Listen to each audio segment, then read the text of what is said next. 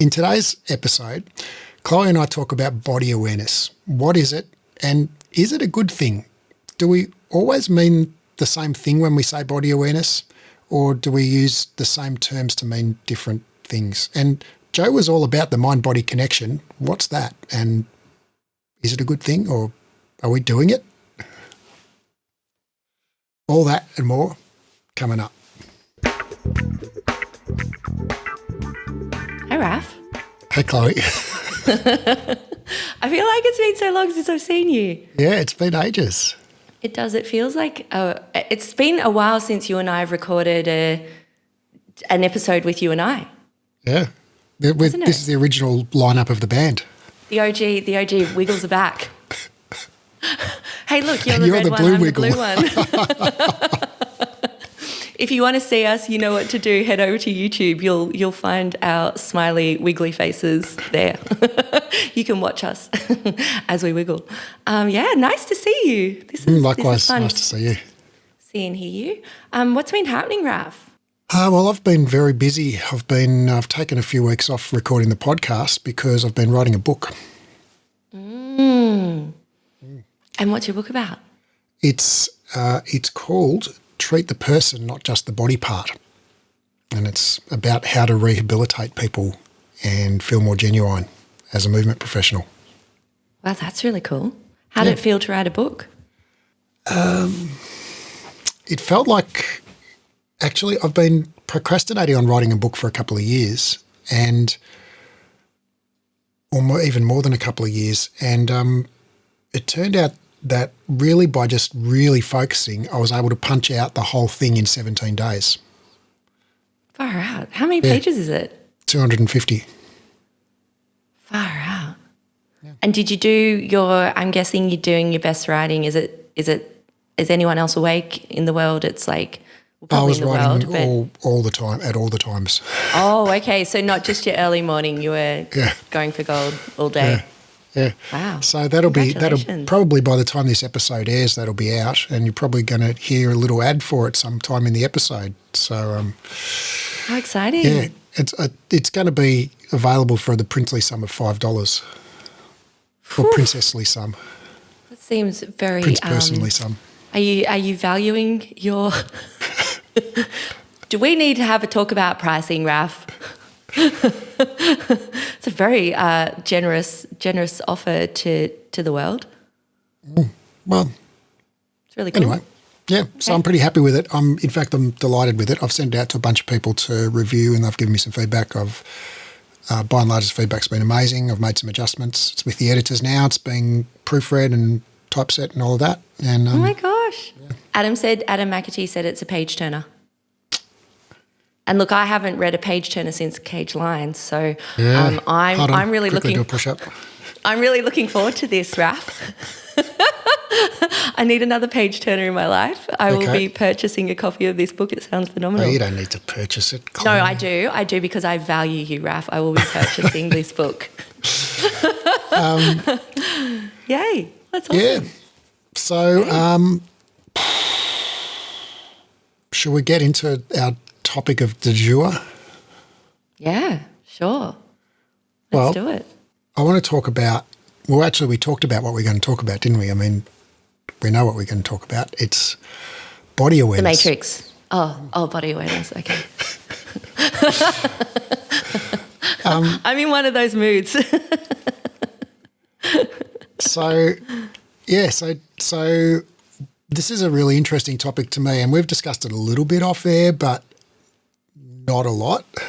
So I'd be interested to know, like, what do you make of the term body awareness? What does that mean to you? Yeah, it's really interesting. It's funny. I don't think about it a lot, to be perfectly honest. It's not something I think about. It's not something I really speak about, but I have noticed every now and then something that I might talk about would be proprioception, or the concept of proprioception, which I do think we talk about or maybe allude to quite a lot in the Pilates and movement stratosphere. It's really about, in its essence, it's kind of like that I can, go for a walk, or without thinking about which foot goes where, or walk downstairs or upstairs without thinking about it. I can close my eyes and hopefully, my finger comes to my nose, or I can know where to point to my eye. I mean, that to me is proprioception. And I think sometimes we think about that concept when we're teaching a Pilates class, and I don't know how to say it, but it's like, you know those clients that are just moving sort of through space, and then there's the clients who are maybe having a harder time with cues landing, or kind of, does that make sense? I don't know. Yeah. But I mean, then that's coupled, then I think back, I think earlier on in my teaching career, I might have looked at that as potentially a lack of proprioception, right? Whereas now, though, I'm more likely to look at that as just someone learning. Yeah. So maybe you haven't given them the right cue yet. Exactly. So that's where I think for me, when I'm trying to explain it to you, it gets a bit murky. But I think that earlier in my career, I would have thought, they need to build, AKA body awareness, right? Uh-huh. Yeah. I mean, that's what, when I think of the word, that's what I think about. Yeah. I don't know. Well, can I add in one more bit? I guess too, I'd probably flesh, when I was thinking about this topic, and I was thinking about, where do you see this mind-body connection on repeat? Well, you see it in the words of Joe Pilates. When you look at his literature, etc., there's a lot of it being shared on Instagram at the moment. There's sort of a resurgence of putting out some of his, old press clippings and old pamphlets, etc. And he does definitely frequently talk about a mind-body connection, body, mind, soul, whatever that means, and sort of having an inherent control over it. And that's kind of what gives you superior powers. Yeah, I don't know. What do you think? Yeah. I've been reading some stuff. He talks about it a lot in Return to Life. And in your health, I'm thinking too. Yeah, I haven't read that for a while. Yeah. Oh, it's an angry little read, that one, Raph.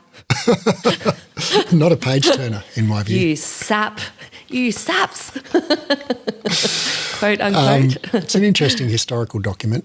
It is an interesting historical document, yeah. And I think if you teach Pilates, it's probably worth your while to read it once in your lifetime. Yeah.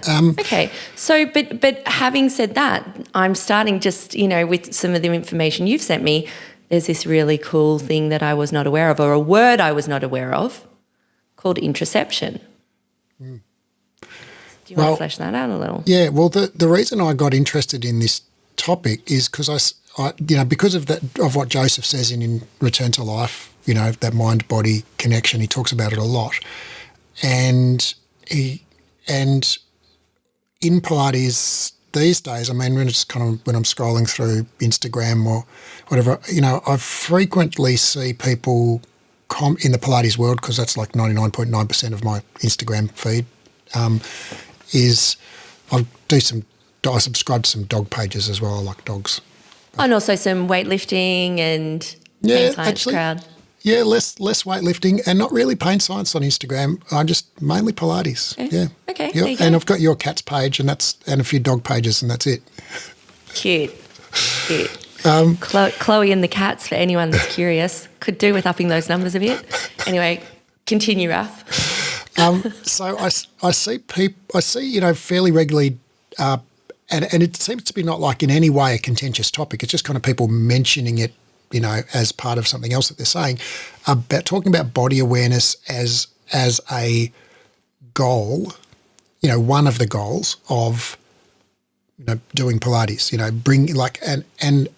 and it occurred to me, I guess I never really felt 100% comfortable with that idea. And I've never really thought about it a lot, but it's never sat right with me. And so I just started thinking about it recently, and I started thinking well, are we just, are we focusing in on our body, like consciously focusing our conscious attention on our body sensations and, thinking about where is my kneecap, where is my third toe, where is my gluteus minimus muscle, all of that stuff. Like, is that actually useful? Is that what mind-body connection means? Is there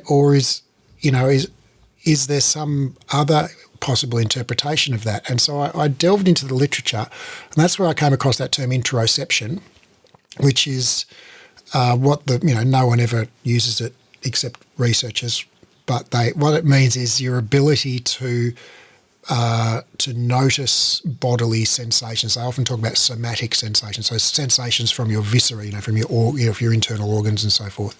And so am I thirsty? Am I hungry? Yeah. Am I feeling hot? It's those sorts of things, right? Yeah. Like, or do I have a tummy ache, or all of that kind of stuff. Yeah. There's a literature on this, and so I my interest is in as it overlaps with Pilates, my interest is in learning movement skills. My interest is in reducing pain, and so I sort of delved into the literature on this and came up with some really interesting findings on interoception, and it's so I think which we can talk about in a minute, but I guess the place that I'm coming from with my interest in this topic is I think that we're using one word, one phrase, body awareness, to mean a whole bunch of different things. And I think that we say, okay, Chloe's very body aware, and what we mean by that is Chloe moves, well. She doesn't trip over things. She, when we say put your left foot on the foot bar, she puts her left foot on the foot bar. Right? Yeah, I would totally agree with that.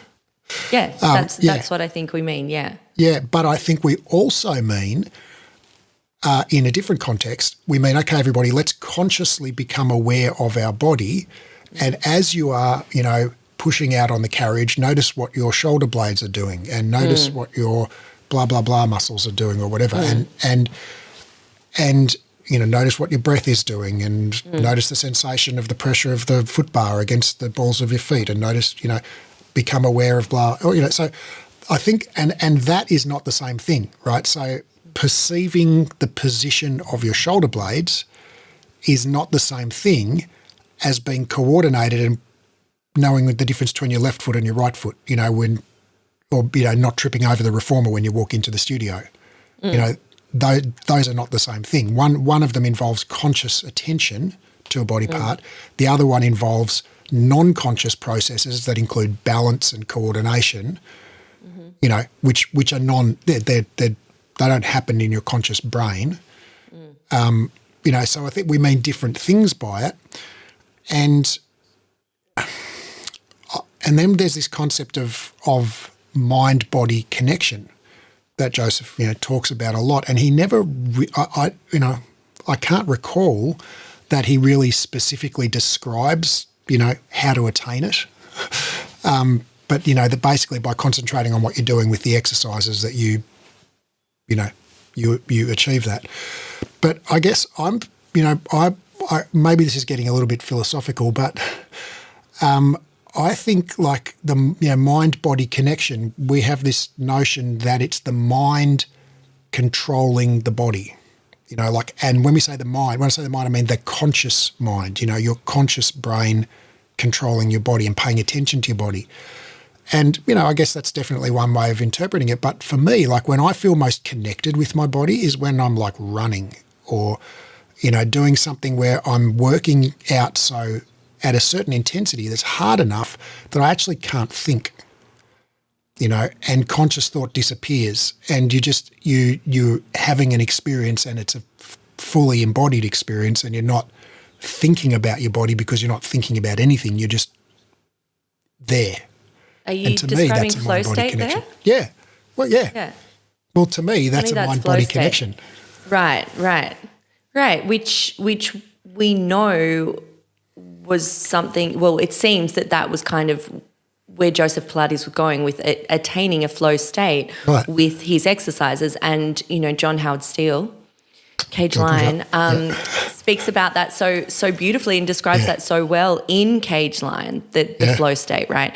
And that's something that we think, people who love Pilates, and I mean, it wouldn't just be Pilates. You see it with yoga. You see it with anything that you get, practiced and practiced with. Yeah. You get that flow state, and it's that for me, that flow state keeps bringing me back to something. Like it keeps. Do you know what I mean? It hooks me in. I love the feeling of the flow state, and I get it too in some moments with my run. My runs are a little challenging at the moment. I'm definitely deconditioned, working on my fitness. But I had a run the other day, and I had this brief moment where it went from this laborious "I'm going to die" to this elation. I was getting, and it just felt easy. It felt light. It felt just, you have that moment where it's just like, oh, this is awesome. And you want that to go on. You want to prolong it. You want that to continue. Yeah. It's just it's such a great feeling. So there you go. Okay. So that's how you think about mind-body connection. Well, I think it's one way to think about it. I'm not saying the other way is wrong, but I guess what I'm really interested in exploring is the idea of body awareness as a conscious activity that we undertake. So you sort of basically scan through our body mentally and notice sensations, which will hamstring flow state. Yeah, exactly. Yeah. Exactly. And in and as you've read a lot of these studies as well on interoception, and so when they so there's a fairly decent literature on interoception and anxiety actually. And it's pretty well established in the literature that there is a relationship between interoception and anxiety, but so like in that people who have higher levels of, quote, body awareness also, on average, statistically, tend to have higher levels of trait anxiety. But the literature seems to show, from what I've read, that it's not the ability to perceive body sensations that's linked with anxiety. It's the conscious attention to body sensations that is linked with anxiety. Right. So if I'm basically 99% of the time don't think about my body, right? But I notice when I'm hungry, and I notice when I'm thirsty, and I notice when my shoulder's itchy and stuff like that. But I never think about my shoulder. I never pay attention to the sensations in my intestines. I don't scan through my body and perceive what's going on in all my muscles and whatever. It's like that is not linked to anxiety. But if I'm constantly, checking in consciously with all my body parts, that tends to be associated with anxiety. Right. Yeah. Okay. And so it'd be interesting then if we think about the implications of that if someone comes to our Pilates class and then we're asking them to, and obviously this is not happening in my class because I don't teach like this, but I do know that there is, just putting disclaimer up there, but I would have earlier on in my career, I probably asked everyone to be super conscious of things like how they're holding their back, how are they aligning their ASIS and their pubic symphysis, how are they, ensuring that knees are traveling over a second toe, are they, all of those things, right? And that would be constantly, they would be cues that would be constantly coming out of my mouth through that class. So I'm pulling people out of potential flow states there and asking them to internally scan their bodies. Interesting. And I think that I'm sure, Raph, that this would flow into, and I used to do this too, when someone comes in and says something hurts, aka got a sore low back. Right, okay, sorry to hear that, blah, blah, blah, you've done all that. Right. How much is it hurting, kind of like out of a 1 to 10? So we're really getting that person to really think about, oh, God, okay, now I've got to sort of, work out what scale my pain is on. And then during the class, I'm going up to them and saying, oh, how's that for your back? How's your pain now? How's your pain out of 10 now? So this is a similar concept we're talking about, right? We're talking about interoception here. So am I saying it right? Focus. Yeah, interoception. Interoception. I think I'm getting rid of the O in there. Interoception. Yeah. And so it's really interesting because when you really dig into that literature, it's about attentional focus. And when you focus your attention on your body, that's that's part of interoception, or that's a kind of interoception. Gotcha. And so, like I said before, there's a relationship between conscious attentional focus on the body and anxiety, but the relationship's not straightforward. It's kind of interesting, and it's a bi-directional relationship, so it swings both ways. So for people who have chronic pain, there's a literature that says that body awareness training, training that deliberately teaches people to focus on their body, actually can improve pain. But in a subset of people who have high trait anxiety and pain, focusing on their body actually can make the pain worse. Right? So for people with pain, sometimes focusing on your body can actually make it better. Right? Just imagine you've got a sore neck or something, right? And you come into my class. Did you just see me rubbing my neck? I genuinely do have it. I've got one of those headaches, that kind of sits. It feels like you can palpate it exactly where it is on your neck. That's what I've got. And it kind of feels nice to do a little bit of a self-massage on it. So, sorry. So I do. I genuinely have a sore neck. Right. Well, just say you're lying on the reformer or whatever, the mat at the end of the session, and we do a little, body relaxation exercise where you close your eyes and you breathe in deeply into belly, and as you breathe out, you consciously relax your toes, and then next time you breathe out, you consciously relax your arches, and then you do that a lot in yoga. Right, and then you work your way up your body, and you notice your body's, your calves of your legs resting against the mat, and you notice how they're starting to feel heavy, and then you relax. I'm getting really relaxed. And all of that, and by the end of that, for a lot of people, their neck's going to feel a little bit better. Right, because you've sort of let go of that tension, and I don't know what the mechanism is, right? But that does help, right? Many people, but then there are other people, and it seems to be the people who have higher trait anxiety, who tend to that tends to make their pain worse, focusing in on the body, and maybe that's because what they focus on tends to be they focus in on the pain. I don't know. I mean, I haven't read deeply enough into the literature, but it seems that, so sometimes conscious awareness on the body is helpful in pain, and sometimes it's a negative thing, Right. And there's quite a real clear literature showing that distraction is effective for reducing pain, right? And so this is like, crazy people who volunteer to participate in like pain experiments, and they go into the laboratory. You'd want to be paid a lot of money, right? Like a lot of money. Yeah, I want a lot of money for that. And then I probably still won't do it. So then there's some experiments, like one I'm thinking of, they basically put electrodes on people's arm and they stimulate them with a certain level of shock. And they do that, whilst asking them to pay attention to the shock. And then they do it under another condition when they're asking them to do some kind of really complicated, mental arithmetic or something like that. Right. And then each time they ask them how much it hurts, and guess what? When you're distracted by trying to figure out the square root of 88 or whatever, it's less painful. The same number of volts, is less painful. And they do the same thing with lots of different tasks, like with cold pain and with lots of different things. And so, so there's a strong, and I mean, there's even literature in cancer pain and stuff like that, post-operative pain, where people can be distracted by someone talking to them or, whatever, and they request when I go and get a needle, I'm just like, talk to me. Yeah. And so the nurses get you in a great convo and just do their thing, and you it's over? I was having such a great conversation. Yeah.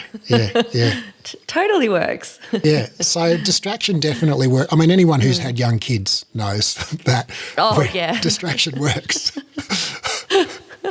And it works for adults too. That's the thing, is, you can't just say, oh, look, a balloon.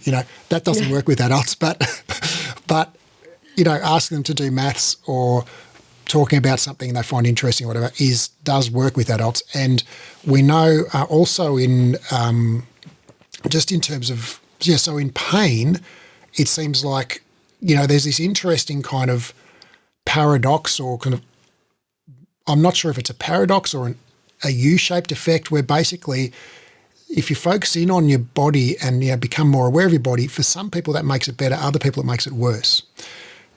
Whereas it seems like very consistent in literature that when you are distracted from pain, that makes it better.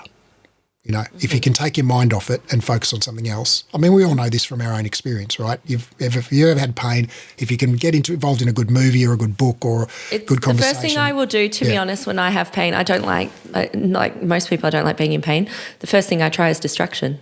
Yeah. My go-to. Yeah. And so the more you focus on the pain, typically, the more painful you report it as. And we do have experimental evidence of that where people are basically, they have an experimental pain, they give them a certain number of volts or they stick their hand in an ice water bucket or whatever. And then they say, okay, just pay attention to the volts or pay attention to the ice or whatever. And then say, on a scale of 1 to 10, how painful is it? On another condition, they say, hey, watch this comedy movie, Yeah. And they say, okay, on a scale of 1 to 10, how painful was that? And of course, when you're watching the comedy movie, it's less painful, So, and this is just kind of like common sense. Everybody's experienced this, I would guess. Yeah. And so, all right. So in the pain literature, I think that's interesting when it applies to us teaching Pilates, because I think, my perception is that the common assumption in Pilates is more body awareness, as in more conscious attention to body, is always a good thing.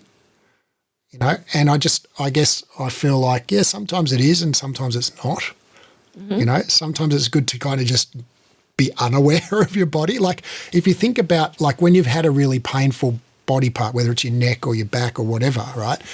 Like when, and then you've totally got past that. It's just become not painful for you anymore, right? You're totally cured at one point, right?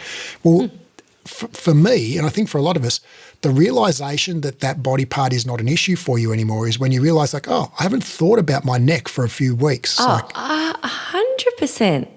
100%. I had a bout of acute back pain probably like, I don't know, 2 months ago now or something. It was in the height of Melbourne lockdown and I was a lot less active than usual.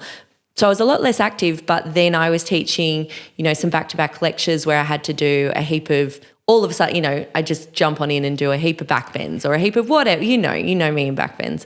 And just a few things. And anyway, I don't even think it was because of that my, I just was having a shitty time. And so I had I'm talking back pain that I tried to move my reformer into the other room, which normally I wouldn't even have to think about. Just pick it up and roll it.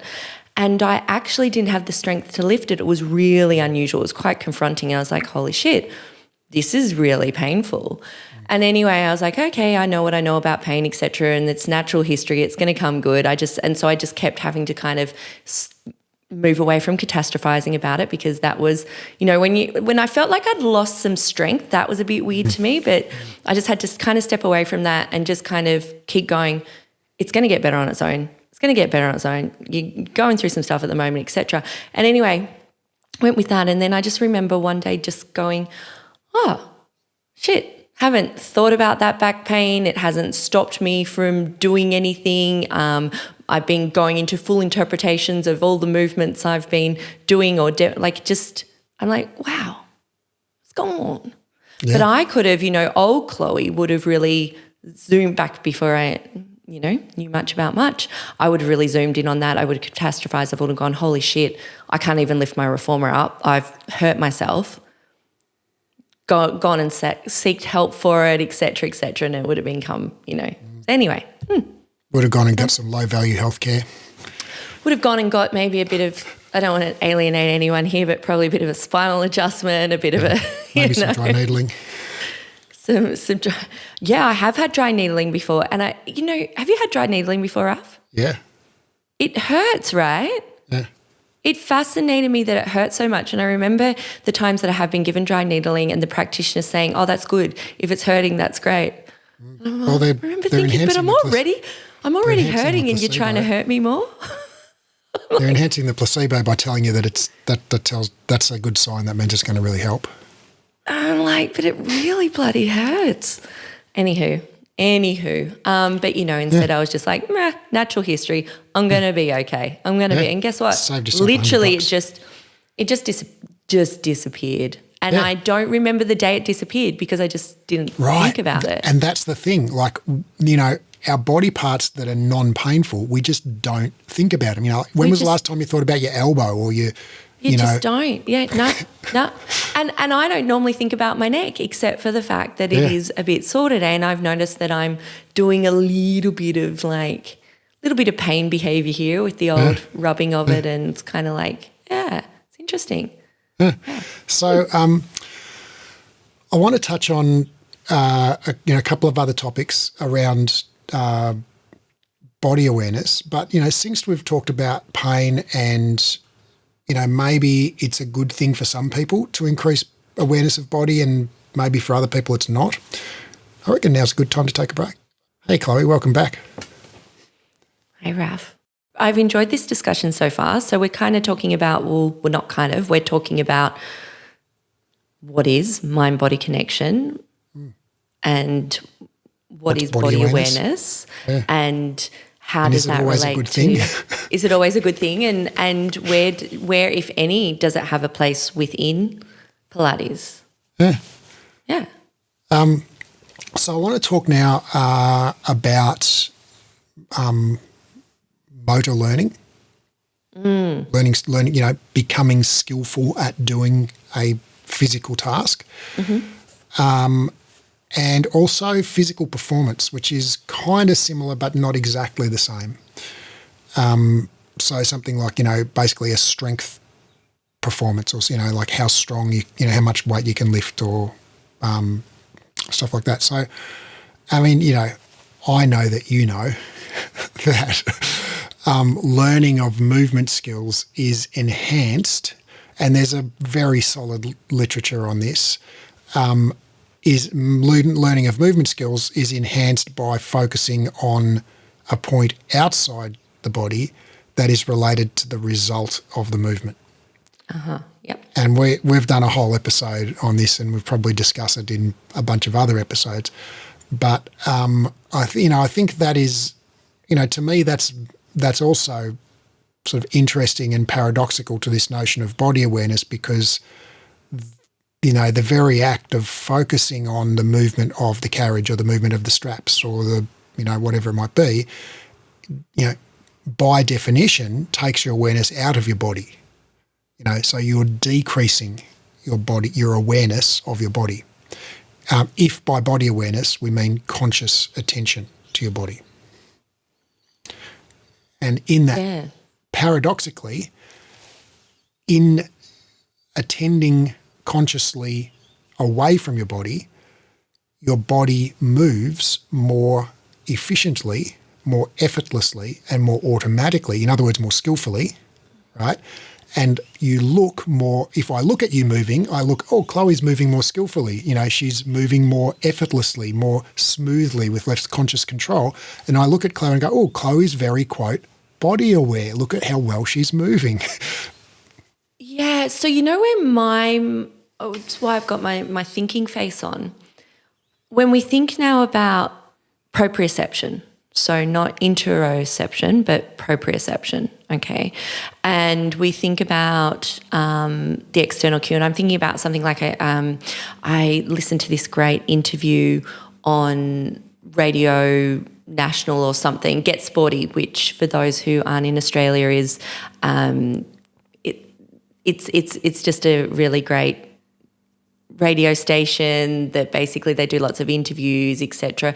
Would it be? How would you describe the ABC to someone who's overseas? It's the government radio station, federal. I don't think it's actually the government. It's like federally subsidised national radio. Yeah. And she was the interviewer. She was interviewing a elite bow and arrow. An elite archer, bow and arrow, OMG, my brain, an elite archer, okay, and he held, I can't remember his name, I'm sorry, but he held I think one of the world records for basically how many times he has hit the bullseye, right?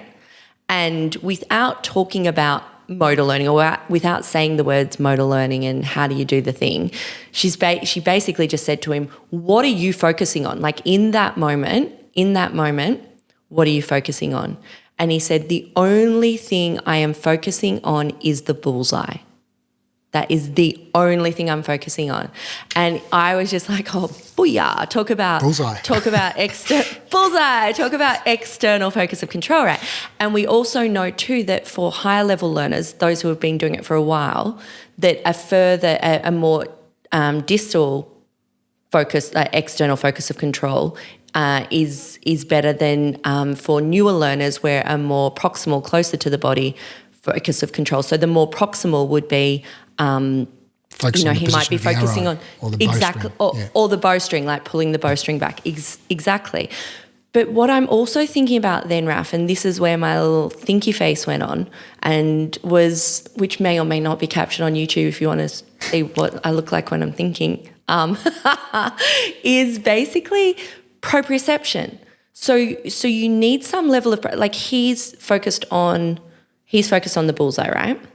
But he wouldn't be thinking, he's got this level of proprioception of where I'm going to assume he's got, where his hand is in space, right? Like where he's, how he's angling his body towards that bullseye. Mm-hmm.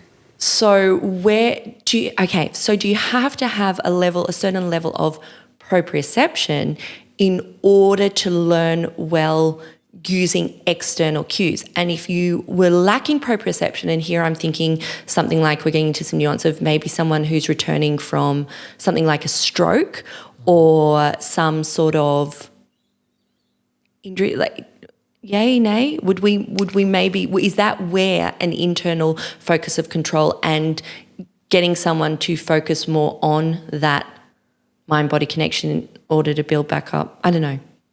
Yeah, well, it's a really good question, and I believe the literature on stroke is actually a bit mixed and does show that internal focus of attention can be beneficial in rehabilitating people after stroke, like teaching them how to walk again or eat or whatever it might be. But, in the case of an elite archer or most other normal humans who aren't neurologically impaired,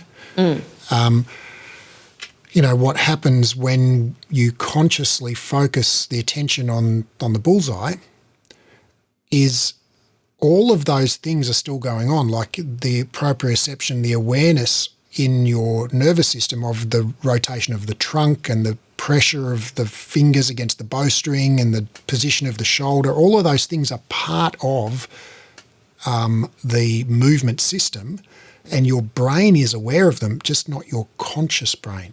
So his premotor cortex knows exactly where his fingers are and exactly how many ounces of pressure is on the bowstring, and all that information is stored in there, right? But it's not in his conscious brain. And so in that situation, what happens is the conscious brain is like the CEO, right? It's like the conductor of the orchestra that says, hey, orchestra, I need you to hit that bullseye, right? And then the orchestra goes to work and goes, okay, how much pressure do we need on the bowstring? What's the position of the shoulder? Where does the trunk go? All of the, when do I breathe in? All of that stuff. Yeah. But the conscious brain, the conductor's job is to just focus the attention of the musicians on the result that they need to achieve. And then the premotor cortex and the motor cortex and all of those sort of non-conscious parts of your brain process all of that information. It's got, yes, you need proprioception, but you don't need to consciously propriocept. And so I think that's the key difference. And that's such a great question that you asked, that this is what I'm thinking about, like in terms of body awareness. Okay, so somebody who can fire an arrow and hit a bullseye the size of a 10-cent piece, like at 100 yards, like, and do that 15 times in a row. It's like that person's got fucking unbelievable body awareness, right? Yeah. Right? Unbelievable body awareness, because we're talking about, differences in pressure on the bowstring of like, quarter of a gram or something, one way or the other would make such a difference. Right? So that person has unbelievable body control and body awareness. But in the moment of actually performing that task, they are not consciously aware of their body, right? So all of that body awareness is non-conscious. Yeah. Whew. How cool is that? It's fucking awesome, isn't it? It's so cool. You would have loved this interview. I'll have to see if I can find it. He was just brilliant. And I just thought that was his answer. The only thing he was thinking of is the bullseye. Yeah, and we see that in so many sports, like, Cirque du Soleil athletes balancing on a fit ball. They're just, like same. We see people focusing on the outcome of the movement. So in pain, sometimes it does help to increase body awareness and sometimes it makes it worse. And there's this kind of paradoxical or two-way relationship between consciously focusing on body sensations and anxiety. And so consciously focusing on body sensations when you're not an anxious person might be a really good thing. And if you are more prone to anxiety, maybe it's not a good thing. Well, maybe it's an oversimplistic interpretation, but that's what I get from reading the literature.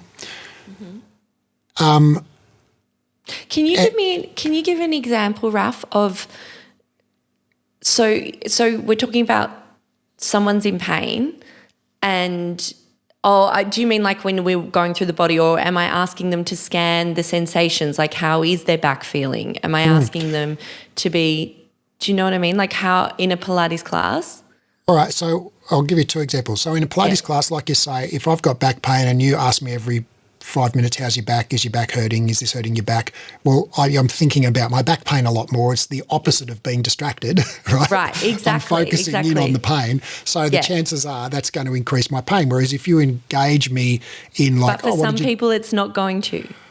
No, yes, for some people it's not going to. For some people it's not going to. And I don't think scientists fully understand why it works, opposite for some people, but there is a hint in the literature about this relationship with anxiety.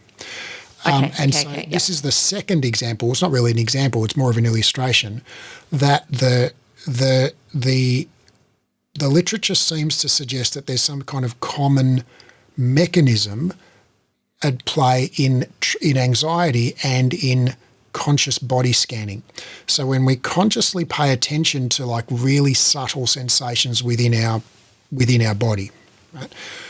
Like some of those things that we pick up like might be the same things that are basically the sensations of anxiety, right? Because I mean, when we have emotions, right, we feel those emotions generally are associated with some kind of physical sensations. Like if you feel excited, you get butterflies in your tummy. If you feel, like there's body sensations associated with each particular emotion for most of us, right? Wait. So is a butterfly interoception? Yeah. This is pretty much the coolest thing I've learnt in a while. There you go. Hey, interoceptive butterfly, great name for our band. The interoceptive butterflies. It's catchy. Wow, cool. Okay, sorry, Raph, but that's cool.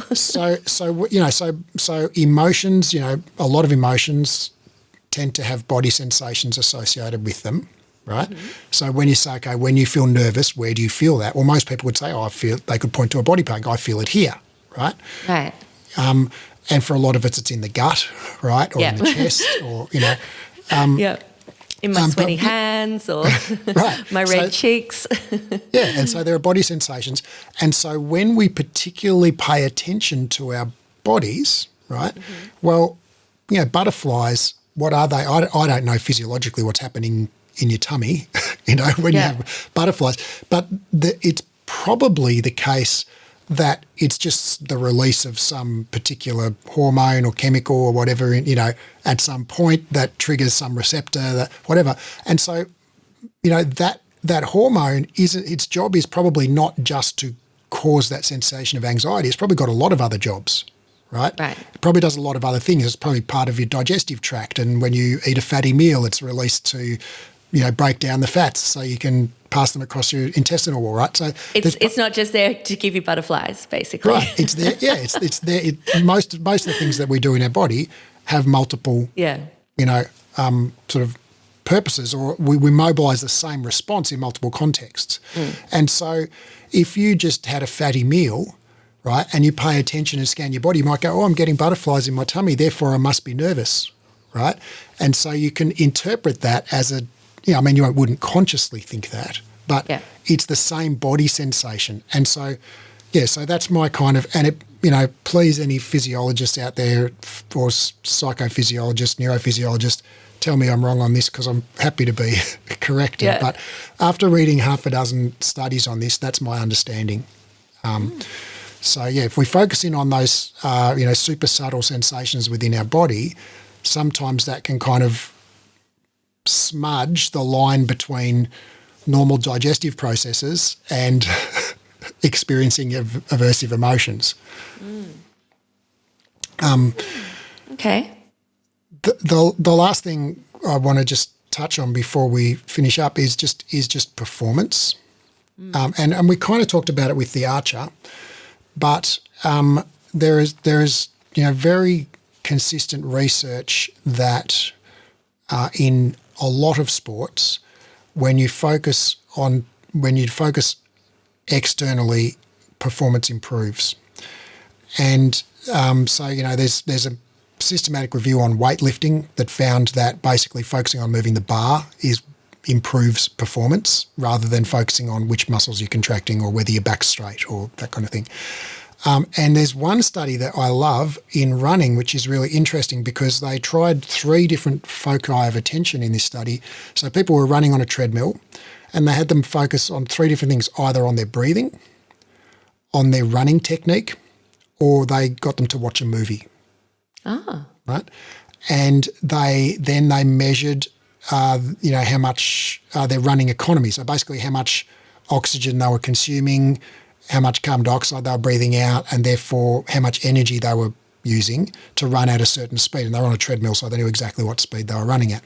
And so basically, they could measure how efficiently they were running. Right, in other words, how skillfully they were running.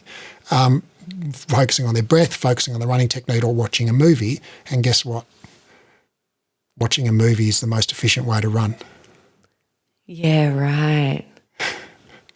There you go. Yeah. Oh, that's really interesting. Yeah. Right. So if you like to watch the news when you run on the treadmill or listen to music when you're running, it's like, don't feel guilty about it. Like, just allow yourself to be distracted. Yeah, cool. Yeah. I definitely like music, but I must admit I haven't watched a movie whilst running. Yeah. But when I focus, I absolutely know that when I focus in on how my body's feeling whilst running, it feels laborious for the most part. And so I'm sure we look at a study in an earlier episode where you basically, or maybe I can't remember. But anyway, basically I just try and focus on a point in front of me and have that as a goal to keep running to. And normally if I can just focus on that, then I can actually get to that point and keep running past it for the most part. Sometimes I psych myself out and I've gone, no, I made it to where I said I would and I stop. But if I really am honest with myself, I can go to the next and then the next. Yeah. It's so interesting. So, okay, so looping back to Pilates and this mind-body connection, and then we're thinking about, well, I mean, we can only conjecture what Joe Pilates meant. Who knows, like really, I mean, who knows? He's not here to yell at us about it. So, which I feel like he probably would yell at us. I can just imagine him thrusting the skin brush at my face and going, brush yourself down. Yeah, like he just, there's so much wrong with so many things in that respect. Oh, my God. But, yeah, I think, he had some ideas about some things, didn't he?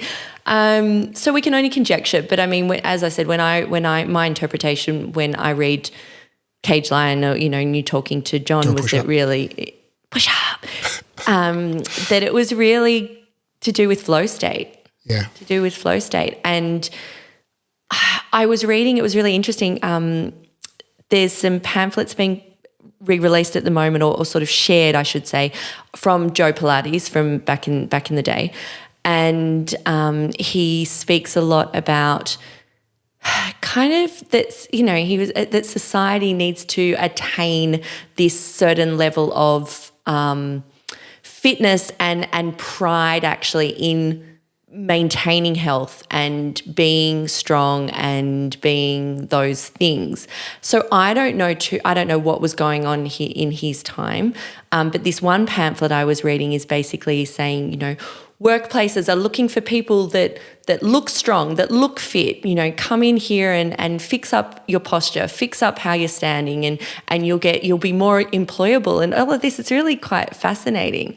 So I can only conjecture, does this mind-body connection mean that instead of being perhaps he meant some sort of taking interest as well in your physical health, that it was something that is actually vital to living a good life. I don't know. I'm wondering if that's perhaps what's going on there too. It's actually not just taking it for granted. Yeah. I've never thought of that. It's a broader interpretation of mind-body connection, and I really like it. It's like, you're conscious about your health and your physical vitality and well-being.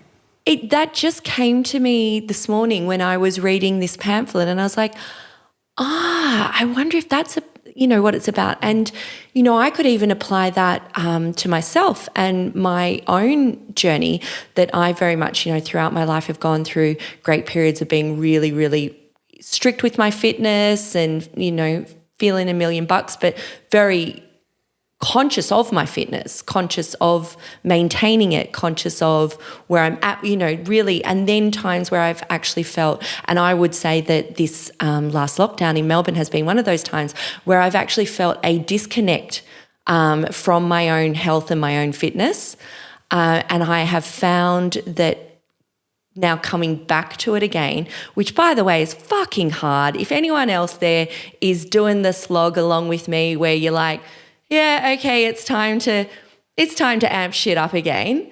I am cheering you along, because I tell you what, I've had to cheer myself along quite intensely at the moment, and get my little Fitbit, not sponsored, but and do a few things, because Raph, I feel like I was so disconnected. You put me in a Pilates class, get me moving, someone would look at me and go, oh yeah, she's got a great mind-body connection. There's someone who's moving like they are connected to what they're doing. But in fact, if you really, sat down and talked to me, for the last however many months, I've actually felt a disconnect from my own health and my own fitness. And I've actually needed to consciously reconnect and consciously be uncomfortable. And, I've Brad, shout out Brad Matheson, who is a Breathe Education grad and awesome personal trainer. I've enlisted Brad, and he trains me and puts up with my swearing and carry on each week. And, I've been coupled over on the ground, honestly stopping myself from throwing up, and just had to, I'm not saying that this is something you have to do, but I'm just saying my own journey. I've actually needed to reconnect somehow with my health, my fitness, my body. I'm actually measuring my steps, because I was so disconnected from any of that. So I don't know, I think this is interesting. So for me now, I'm actually not in a flow state with things like doing burpees or lifting some heavy weights or going for a run or, ensuring 14,000 steps the other day, Raph. And my Fitbit sends me little awards and stuff, which has been like really cool. I'm like, Fitbit's cheering me on. So I might get back towards an unconscious state with that. But at the moment, I actually have to be aware. This is just for myself. This is because this is my goal. So I'm not saying all our listeners have to have a goal of whatever. This is just me and my personal goal of wanting to be feeling fit and strong again, basically. I don't know. What do you think of that? Yeah, I think that's a great point. I hadn't thought about that at all, but I think now you say it, I think you're 100% right. And that resonates with my experience as well. Like I think that in our, in this age where there's, plentiful access to high-calorie food, and it's really easy to not do any exercise from 1 month to the next if you didn't want to. It's so easy. That, to be healthy, I think we all have to maintain some degree of intentionality about what we eat and when and how we move. And because, like humans, we're inherently evolved to spend as few calories as possible and eat as many as possible. Yes. So, and isn't that fascinating? I listened to a great podcast about evolution of human beings, and that, we actually evolved to conserve energy because there wasn't enough food around. Yeah. So in fact, we're kind of like cats. Cats are, we're kind of like, let's, just stay still and relax as much as we can. So we actually have to make some conscious effort to get in enough movement. Right.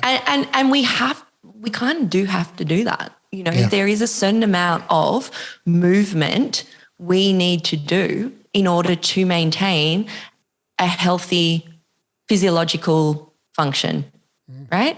That and it just is function, what it is. And cognitive function. And, I tell you what, my mental health, I can happily say my mental health is so much better now that I am focusing the focusing on my own health, focusing on my movement, focusing on my movement goals, has had an astronomical effect on my happiness. I'm glad to hear it. Got a little spring in my step again. Yay. So if you're out there and you're needing to focus in on it again, just know I'm cheering you on. And if you ever need a cheer, slide into my DMs and I'll be happy to cheer for you. And even if sometimes if you don't feel like exercise, I think for most of us, we're probably evolved to basically never feel like it. So sometimes you just got to do it anyway. Absolutely. Well, I woke up this morning with a cranking headache, and I'm like, when you have that moment, and Brad might be listening, have that moment, you're like, oh, I just cancel and they could keep the money and it's fine. Do you know what I mean? And I'm like, no, like I did have that moment. I'm like, no, I'm not going to do that. I'm not going to flake. And kind of 10 minutes in, I'd forgotten entirely about my headache. I was just focused on getting through the tasks he needed me to get through. And the headache actually didn't come back until a couple of hours post-session, which was really nice. Bit of maybe exercise-induced analgesia there, Raph. Yeah, felt great for a while. Awesome. Well, let's get you onto some upper trapezius strengthening for that neck. Yeah, we did. Don't worry. We did a heap of that. Did a heap of it. Yep. So anyway, so there you go. So hopefully we've given you, I think this episode was about a lot of food for thought, actually. All of these concepts really got me thinking again and thinking about different ways of interpreting it and thinking about it. And I think that will do it for the listeners as well. Nice to talk to you again, Raph. I feel like, likewise, as I said, it's been ages. That was really enjoyable. Yeah, good talk.